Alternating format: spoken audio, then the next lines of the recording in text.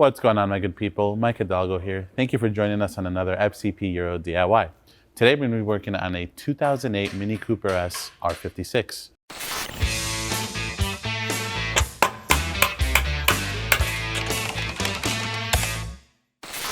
Today on the Cooper behind me, we're going to be covering how to replace your cabin air filter. In front of me, we have one of the many options available on fcpo.com. We have a Corteco Micron Air Blue filter. These are cool because they have a special microbial element to them, which gives them a little bit more filtration power than your standard charcoal activated filter. We recommend you replace these every 1 to 2 years or every 15,000 to 30,000 miles, depending on the kind of conditions your vehicle sees.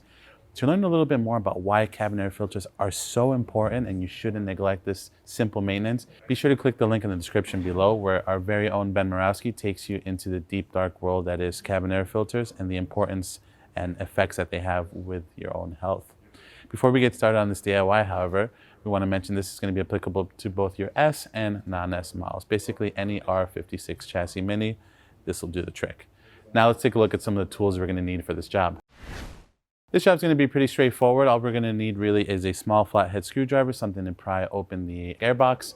Just keep in mind, whenever you're doing any sort of air filter replacement, whether it's an engine air filter or cabin air filter, sometimes you may need a vacuum depending on how contaminated the area is. So keep that in your back pocket, have a shop vac ready just in case it's been a while since you've done your cabin air filter.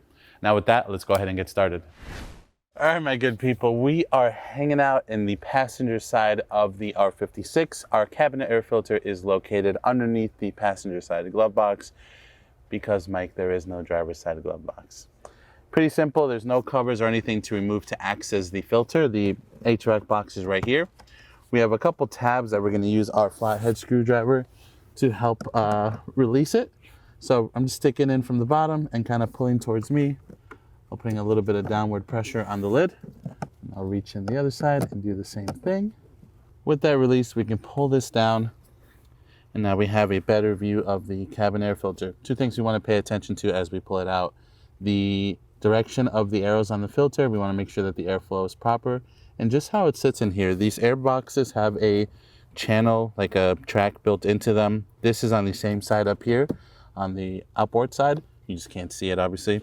So it's going to key in the same way. So we want to make sure we just get it in those tracks. Now we can go ahead and pull our old filter out. All right, my good people, we're going to install our new cabin air filter. Arrows are going to be pointing up towards the ceiling of the car. We're going to go ahead and feed that in, making sure that it gets in the tracks that we were showing you earlier. So it's going to feel a little weird, but you're going to need to bend the filter a bit to get it in here properly, which is no problem.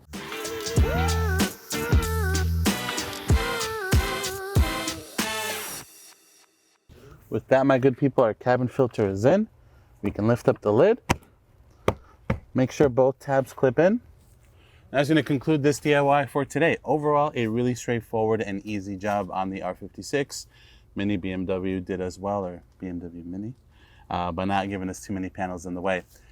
If you liked this video, please be sure to give it a thumbs up. If you have any questions or comments on what we did today, leave those in the comment section below.